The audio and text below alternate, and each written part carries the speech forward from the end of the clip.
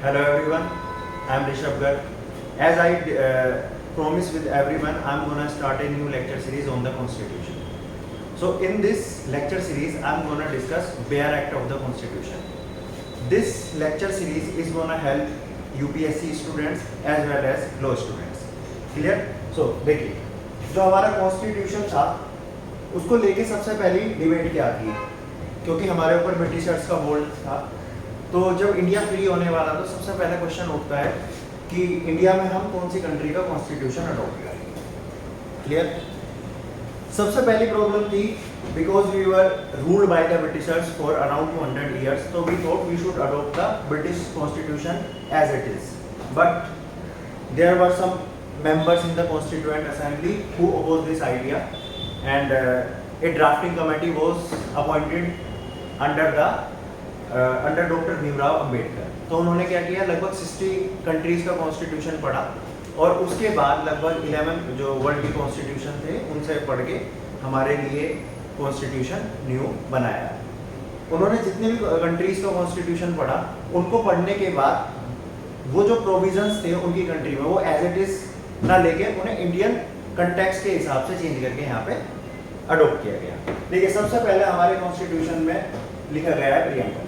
So basically what is the preamble? Preamble is the spirit of the constitution makers, कि India जो है वो किस पैटर्न पे रूल करेगा। क्लियर? सो लेट्स सी, ये प्रीएम्बल है हमारी,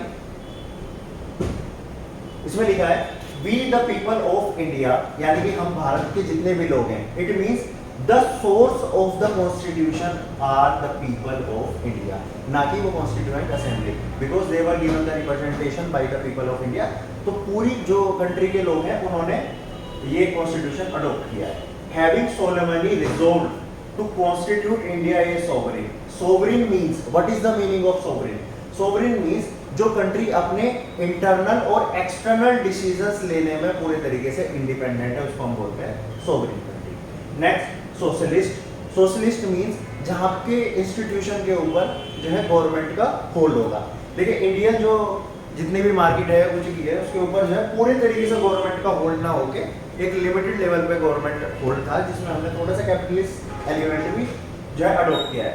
सेक्युलर। सेक्युलर मींस जो हमारा कॉन्स्टिट्यूशन है उसने बोल दिया कि हमारी कंट्री का कोई भी रिलीजन नहीं होगा, यानी कि स्टेट का कोई भी रिलीजन नहीं होगा। ठीक है? जैसे आप पाकिस्तान का एग्जांपल लो, पाकिस्तान बेसिकली एक मुस्लिम कंट्री है, लेकिन इंडिया ना तो हिंदू कंट्री है, ना मुस्लिम कंट्री है, ना ही बुद्धिस्ट कंट्री है, ना क्रिश्चियन कंट्री है, पूरे तरीके से सेक्युलर है। डेमोक्रेटिक। डेमोक्रेटिक का क्या मतलब है? डेमोक्रेटिक मीन्स इंडिया जो रूल किया जाएगा या जो गवर्न किया जाएगा वो इंडियन लोगों के द्वारा इलेक्टेड गवर्नमेंट के द्वारा रन किया जाएगा, उसको डेमोक्रेटिक बोलते हैं। Republic. What is the meaning of Republic? Republic means the head of the state. It means India में हेड कौन है? President. He will be elected by the people. देखिए, इंडिया में जो हेड है यानी कि प्रेसिडेंट है वो डायरेक्टली इलेक्ट नहीं किया जाता लोगों के द्वारा, वो इनडायरेक्टली हमारे द्वारा जो इलेक्टेड एमपीज हैं या एमएलएज हैं उनके द्वारा इलेक्ट किया जाता है। And to secure all its citizens, यानी कि जो इंडियन सिटीजन है उसको किस क्या क्या मिलने वाला है? जस्टिस। जस्टिस किस बेसिस पे? सोशल। सोशल मीन्स सामाजिक के बेसिस पर उनके बीच में कोई भी डिस्क्रिमिनेशन नहीं किया जाएगा। Next, economic. इकोनॉमिक लेवल पे जस्टिस प्रोवाइड करना ताकि हर पर्सन को बेटर अपॉर्चुनिटीज मिल सके ताकि वो ग्रो कर सके। And political. पॉलिटिकल मीन्स तो पॉलिटिकल लेवल पे भी अपग्रेड कर सके। Liberty of thoughts.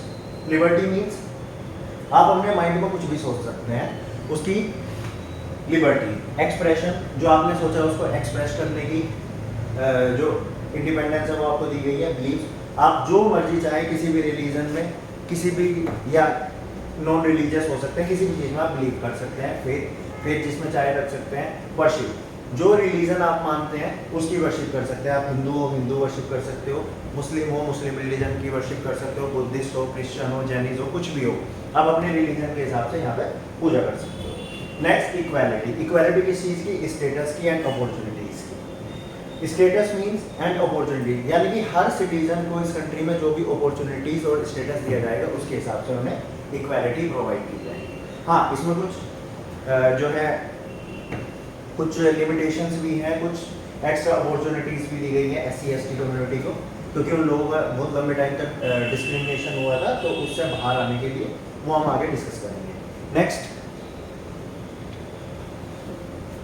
And to promote among them, और उनके बीच में किस चीज़ को प्रमोट करना, fraternity, assuring the dignity of individuals and the integrity of the nation. It means fraternity का मतलब बंधुता, मतलब सब लोग एक दूसरे के भाई हैं, उस डिग्निटी को प्रमोट करना इंडिविजुअल लेवल पे और नेशन के लेवल पे। In our constituent assembly this 26 day of November 1946, देखिए हमारा जो कॉन्स्टिट्यूशन था वो 26 नवंबर को जो है अडॉप्ट किया गया था 1946 को, और उसके बाद 26 जनवरी 1950 को पूरे तरीके से जो है इम्प्लीमेंट कर दिया गया। Here by adopt an act and give to ourselves this constitution. ये हमारे कॉन्स्टिट्यूशन की प्रियम्बल थी जो मैंने डिस्कस की है। I hope you like it, and in the next lecture series I am gonna discuss about the union and it's territories. Thank you for watching.